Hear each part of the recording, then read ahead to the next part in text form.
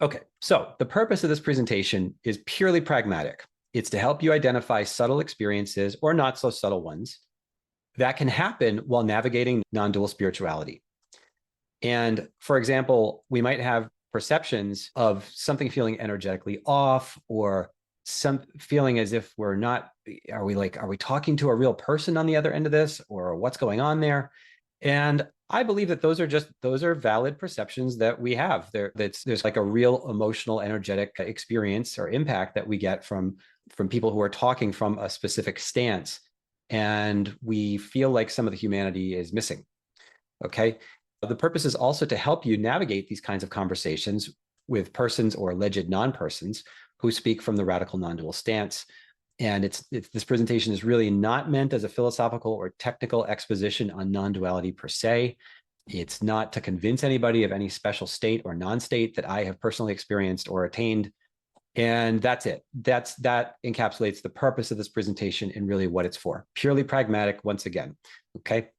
I'm going to go through a number of things here that are common to hear or encounter if you've ever visited a non-duality message board or maybe read books by certain folks who are speaking from the radical non-dual stance. And as I've said in other videos, my personal view of non-dual spirituality is that, like any way of experiencing the world that is available to humans, it's developmental and it's not an on-off switch. We can have big moments of recognition, insight, revelation, transitional phases to no ego or no self. And what I mean by those terms are pretty much what Bernadette Roberts meant in her books, The Experience of No Self and The Path to No Self. That's where I'm taking that meaning from, where she's laid out the phenomenology of that pretty well.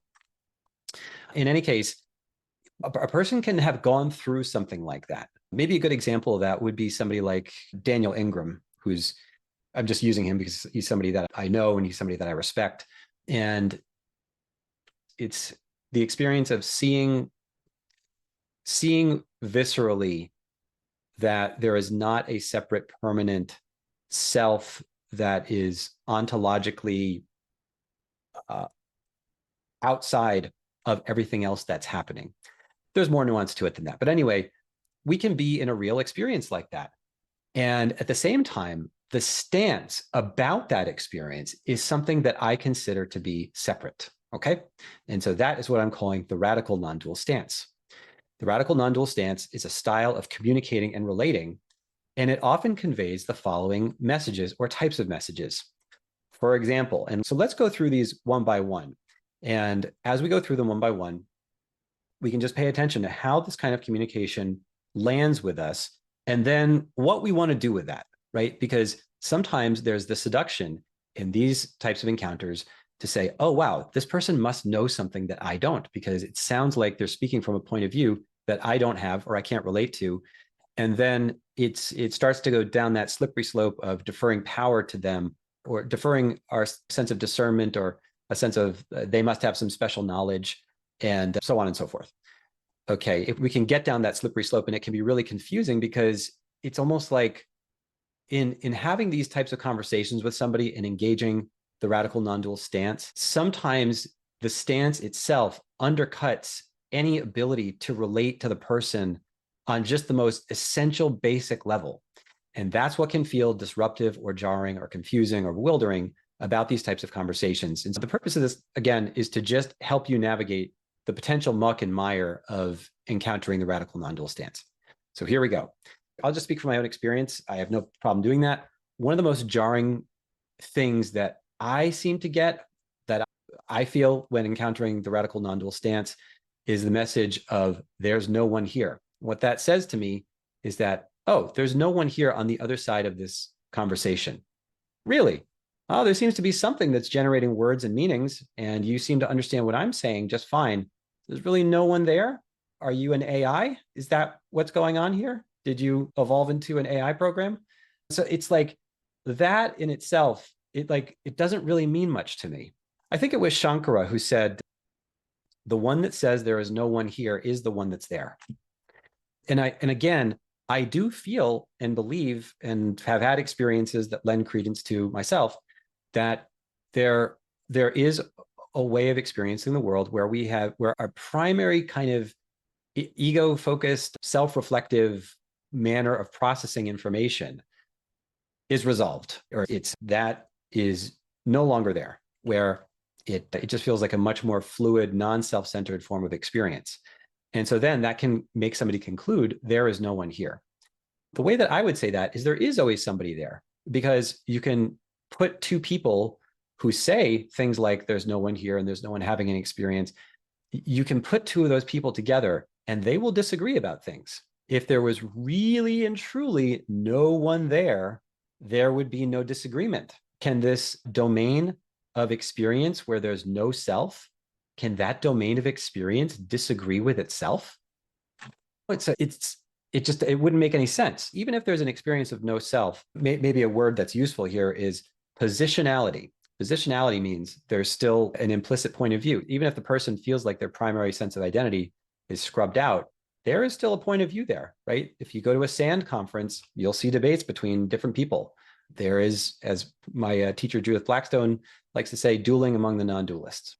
So if you get communication, there's no one here, already you can just raise a little red flag in your mind that says, okay, so let's just see where this goes, right? Where is this conversation going?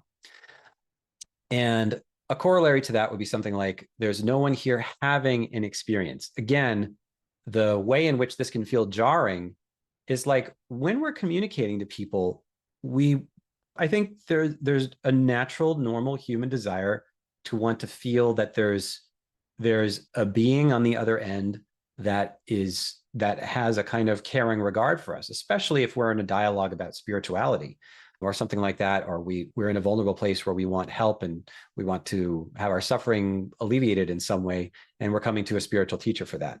We want to feel that there's something caring and understanding on the other side. And we want to know that the experience on that side can relate to the experience on this side. And if they're saying there's nobody here having an experience, the other side has just dropped off. So again, it can be a jarring experience. Because what does that mean, that there's nobody here having an experience? Again, are you a robot? Is that what that means? That there's no experience? There's no internal life over there? And it doesn't mean a person can still be in a more all-pervading experience of non-dual consciousness or of unity consciousness. And some people define those two things differently, which is fine. But a person can be in that space and still know in the back of their mind that there are mind-body systems who are still running different software. And I don't know if it just happens that they lose theory of mind, or that their ontological view of reality is so compelling that any other viewpoint must be false in their view. I don't know which it is, or maybe for different people it's different. It can be either or. So moving on, here's others that I've heard, this or similar to this. Your assumption of an other or other person in this dialogue is not accurate, as non-duality points out that there is not two. Now, that's interesting, because are they saying that non-duality points out that there's not two, and so therefore, logically speaking, it must be true that there's not two people in this dialogue, and isn't that profound?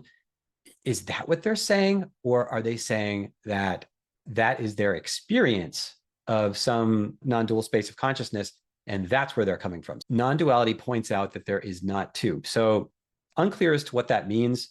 And when engaging the non-dual stance, the radical non-dual stance, since there's so much of this kind of abstraction going on, it's unclear as to whether it's that person's real lived experience of some form of, what would you call it, universal consciousness, or lack of a primary sense of identity, a lack of an experience of a centralized ego. Is that what it is? Or have they just applied, like in a kind of whitewashy type of way, a kind of non-dual logic to all of their experiences, and they've just renamed their experiences apparent experiences of an apparent other who is not really real? It's hard to say, right? And so sometimes it can be useful to hear to get out of the weeds. If a conversation like this feels like it starts to get into the weeds, to just ask them, what's your actual experience about this? Do you really feel like there's do you really not have a sense of otherness when you're engaging with other mind-body systems? Is that your experience? And if you're interested in continuing this kind of conversation, you can ask them about this. What's your actual experience about this? And if they default to, there's nobody here having an experience, then to me, that would start to feel like the conversation, whether they intend to or not, is going to start to feel slippery. And I can't seem to get a foothold anywhere here in this conversation where we can just have a baseline way of relating to each other, because this person is just going to keep saying there's no other. And either it's just lost upon them as to how to have a conversation. That could be true. Or they're subtly trying to point out the profundity of their own point of view, and that's what they're going to keep doing. And that's how they're going to engage the conversation. And it's going to be one-sided, even though they'll say that there's no side here. So it can be pretty slippery. And again, you just need to take into consideration your own tolerance threshold for this type of thing, and how greased up you want to get, what your slipperiness tolerance threshold is. So what else? There are not two or more points of view. Again, like if you say, how can two people in non-duality, in the non-duality viewpoint or in the non-duality experience, how do you account for those people disagreeing? Oh, there actually aren't two or more points of view. Again, I don't know what that actually means, because again, if you go to a SAND conference, you can see 3 different people who say all of these types of talking points, who will disagree on pretty fundamental things. Does meditation actually lead to non-dual experiences? What's the mechanism of action of stabilized non-duality? What is non-duality? Yeah, it doesn't add up to reality that there are not two or more points of view. Yeah, of course, yeah, if we're saying that universal consciousness is one thing, sure, that does not negate the actual experience of more than one point of view that two people can actually have. But if one person, again, go to a SAND conference or any other conference on non-duality, you will hear people debating and disagreeing about a lot of different things. Okay, and there are people who make talking points exactly like this list of 16 that we're going through now. There is no you and I. Again, super jarring, or can feel that way, because what the person is doing, whether they mean it to or not, they're undercutting the whole basis of the conversation. And either they're doing that as a subtle, they're trying to dose you with non-dual pointers that maybe you didn't ask for, or it's just lost upon them that it's lost upon them as to what conversation they are actually in.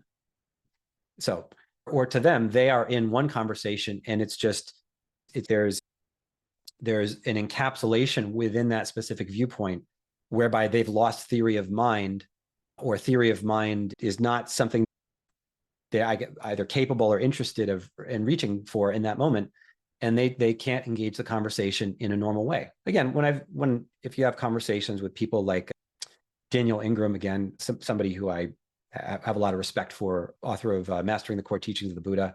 He's somebody that I mentioned. He's just one of the first people that comes to mind. He can have a very pragmatic conversation, and he doesn't seem to be locked in this manner of speaking where it's just a radical non-dual stance, even though Daniel or people like him could relate that way. Same thing with Bernadette Roberts, even though I wouldn't have wanted to be her roommate because she was a bit gruff, but she could have nuanced conversations about a lot of different things. You really got from her that you were just engaging an ordinary human being. And even though a lot of times you get messages about the unspecialness and ordinariness of this state, all of this language about nobody here having an experience and there's no one here and blah, blah, blah, blah, all this stuff, it conveys a kind of specialness, even though it can often convey the opposite at the same time. So I think a lot of the confusion that can be felt and that we can feel in these types of conversations can be the incongruence of direct messages and implicit messages simultaneously. Okay, the message of non-duality has no practicality at all. Yeah, so this brings me to the next point, which is that, okay, if the message of non-duality has no practicality at all, why are you talking about it so much like it's the best thing since sliced bread? Wouldn't the reduction in suffering and the proportionality that life experiences and events have once you've stabilized in this point of view or in this experience or non-experience, whatever you want to call it, doesn't that have practical value? So again, a lot of times this is a double message where the message of non-duality has no practicality at all, but actually it does implicitly because people speak about this experience as if it's the best thing since sliced bread. And I've also heard things like, it's simply saying you are an illusion and that will resonate or not. My response to that was, yeah, okay, does it resonate with the illusion that the illusion is an illusion? What do you mean, like resonate with who and where? And the response I get is, oh, just resonate. Okay. It's not a very clear pointing to me anyway. That's just very not a clear way of pointing out or conveying what they're trying to get at. Having a point of view is part of what is. There is no one behind the point of view. There isn't a you who has those point of view. The profundity of non-duality is that there are not two points of view, nor self and experience. So my response to that is that, and I know I keep mentioning good old Daniel Ingram over here, but one profound thing that I've heard him say before is that the universe generates all types of experience and all points of view that exist. On some level, and this is me extrapolating from that, on some level, yeah, there are experiences that are ways of seeing the world, experiencing life that feel fundamentally clearer and more true than a prior way of experiencing life and being. But also, let's say an ego-focused or a self-focused experience of the world, that is not a thought. That is an actual way of experiencing the world. And I'm not saying that there fundamentally is a separate permanent self, but if I resolve some sort of, I don't know, a psychological issue or something like that, that happens within my mind body system or this mind body system, right? It doesn't happen in yours.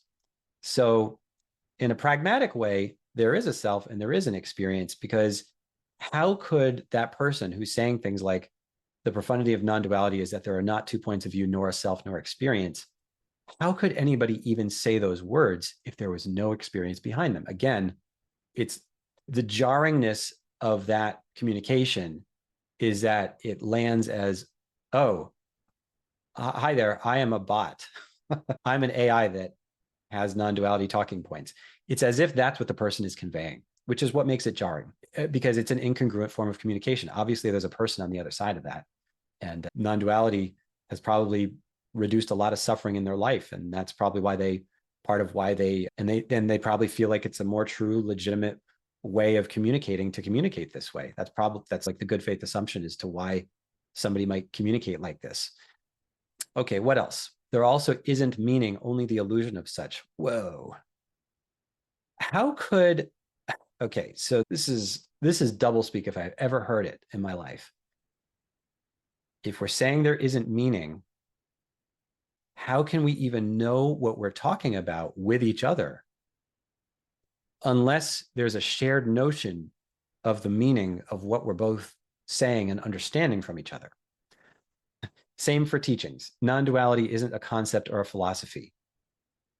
Okay, how could two people disagree about something that is not a concept or a philosophy? Okay, so sure. So there are experiential ways of knowing that exist that are non-conceptual. And to talk about them, we have to use concepts. And sometimes those concepts are logically excluding of each other. What else? There is literally no mind-body system deriving conclusions. So this was in response to me asking like about, I think I might have asked somebody something like, how are you deriving that conclusion? And the response I got back was, there is very literally no mind-body system deriving conclusions. Those are thoughts. Those thoughts are apparent, appearing therein, not thoughts, but at all, but rather appearance. I just, it's lost on me as to how it's profound in any way to say that all thoughts are just the appearance of thoughts and not thoughts, what's the meaningful difference? Because if we say that everything is just an appearance in universal consciousness, we can say that, but that saying that, I think here's a key thing. Saying that in and of itself does not deliver any transformative value. If you've never had a spiritual experience in your life, and I tell you, this is all just universal consciousness and everything here is an appearance within universal consciousness. Does that change anything? Did you just have an epiphany of any sort when I said that? Did the tectonic plates that define your sense of self and life and being all of a sudden magically shift because I said that? Oh, if they did, you can tell me in the comments, but I'm shaking my head because I'm skeptical. Okay. If I caveat things in the past, when I've caveated things in language such as, well, in my experience, the feedback that I've gotten is the criticism, or the criticism from the non-dual stance, radical non-dual stance, is something like, if you say, in my experience, that's an apparent illusory yet seemingly presumed duality when non-duality is not two. It's like I've gotten the wrong answer. That's how this lands. And it's always going to be that. In this type of conversation, that's often how it is, where it's like there's, even though somebody can even say, give you like peace and love messages interspersed in these various talking points, which is a thing in and of itself. But it's part of the way this can land is, oh, you're just getting the wrong answers. See, because non-duality says this. Oh, yeah, you're operating from a space of ego or duality when non-duality is not two. And that's it. In a way, it's like that game that maybe you used to play as a kid. I'm rubber glue, you're glue. It bounces off me and sticks to you. That's what this can feel like. Something about this to me also can feel almost not sober or not fully integrated. Like if you were to talk to somebody whose response to everything was like, hey, it's all good, man. It's all love. Okay, there's no other nuance to life and existence beyond that. What else? There is in fact one perspective in appearing thoughts about a second self, a detector, as it were, which can detect more than one point of view. There's appearing thoughts. Yeah. So again, it's another statement about this is just appearance. Everything is appearance. There's not something other than infinite awareness, such as volition and intention. Whoa. Volition and intention those are experiences. They're experiences that arise. Okay. So what? We're going to whitewash those two. And I got this one in response to a conversation about whether there is or is not an unconscious mind. And as a convention, we can just say that there are intentions or volitions that are outside of awareness and that those influence people's behavior. And so that is really one of the most basic empirical claims that anybody could make about human psychology. That's been known and well established since Freud. And we're going to whitewash that one too, huh?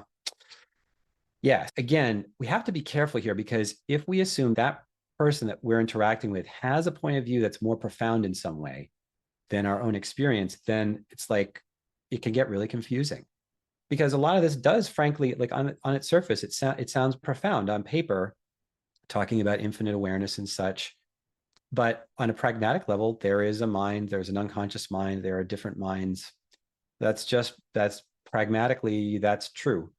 I don't know how anybody could really disagree with that. I don't know how anybody could disagree with that or say something that seems to indicate the contrary without implicitly affirming that's true. Because if the mind-body system over here is saying that there is a mind, there is an unconscious mind, and the mind-body system over there says that's not true.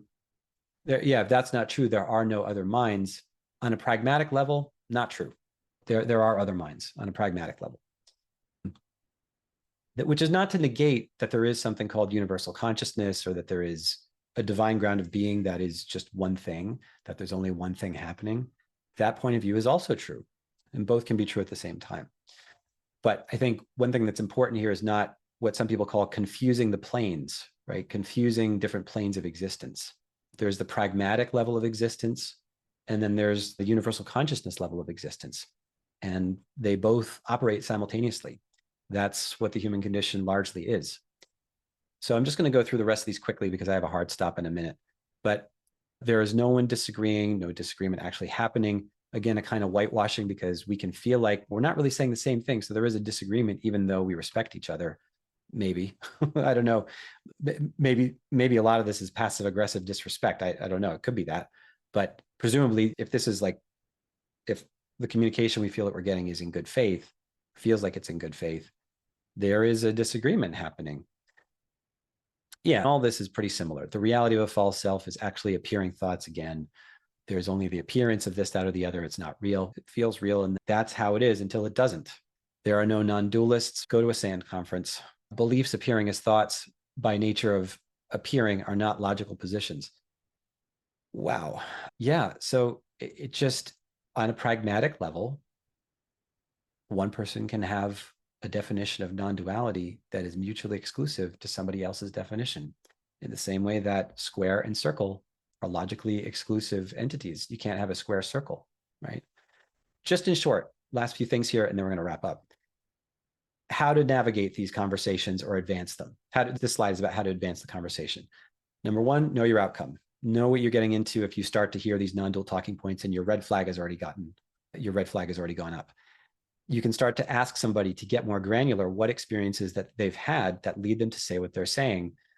And if they circle back to you with something like, there's no one here having experiences, then you can say, oh, okay, thanks, bye. if that just feels like too much of a non-starter. But if what they're saying sounds legit, ask them if they have a useful technique or skillful means you resonate with regard that can help you understand or relate to more deeply to what they're saying or the legitimate experiences. If there's nothing practical in the conversation and you keep finding yourself looking for something practical, but there's just really nothing there, then it's probably best to wrap it up. It's only going to be more confusing if you stick around. And also to recognize that if you're looking to get emotional validation from such a person, you can test their empathy by asking, if I'm suffering with this, that, or the other, what would you recommend? And then if they say, try this, and then that really doesn't resonate with you, then you probably won't get the empathy that you're looking for. Or if they say, there's no one here to have empathy, okay, then just believe them.